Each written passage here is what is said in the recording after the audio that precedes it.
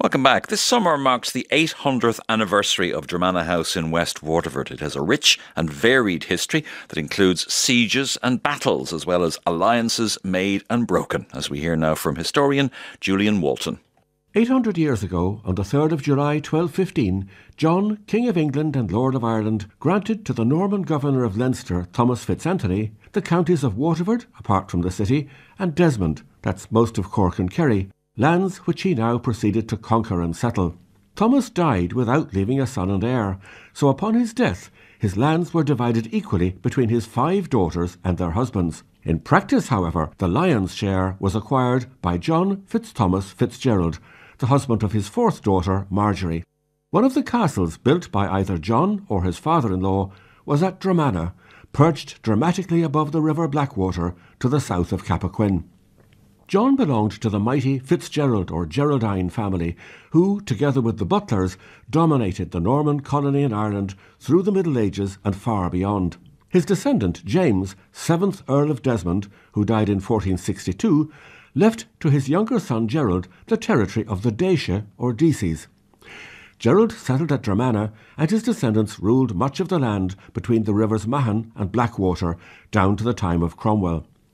Gerald's granddaughter Catherine married her cousin the Earl of Desmond, and after his death she survived him by over 70 years, dying in 1604. Indeed, she might still be alive today, had she not climbed a tree to pick cherries and fallen out of it, allegedly at the age of 140. Well, this may be a tall tale, but she must have been at least 100, and maybe our national bard Thomas Moore was not too wide of the mark when he wrote, "As old as the mountains, if not quite as old, as that Countess of Desmond, of whom we are told that she lived to the age of 110, and was killed by a fall from a cherry tree then. What a frisky old girl."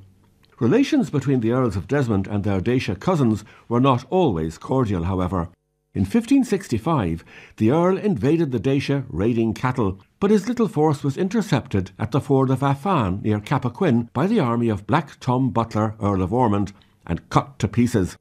Desmond himself was shot in the thigh and taken prisoner. As he was being carried off the field, his captors taunted him with the words, "And where is the mighty Earl of Desmond now?" To which he retorted defiantly, "Where but in his rightful place on the necks of the butlers?" Upon which they ignominiously dumped him on the ground. The Battle of Affan was the last private battle fought in England or Ireland, though not in Scotland. The Fitzgeralds of Dromana survived Cromwell. Eventually, the estate passed to an heiress, Catherine, who in 1673, at the age of 12, was married off by her guardian, Lord Power of Carramore, to his son, then aged 7. Catherine, however, had a mind of her own, and 3 years later, having reached the mature age of 15, she eloped with a handsome cavalry officer named Edward Villars and married him. Their descendants, now named Villars-Stewart, live in Dromana to this day and are making elaborate preparations to celebrate 800 years of their history. Villars-Stewart, a very well-known political name, certainly in the 19th century in Ireland. Julian Walton there, and those celebrations will be taking place from the 2nd to the 5th of July at Dromana House and Gardens in Waterford. All are welcome, and Fitzgeralds from across the globe will also be gathering to celebrate 8 centuries of the clan. Details on our website.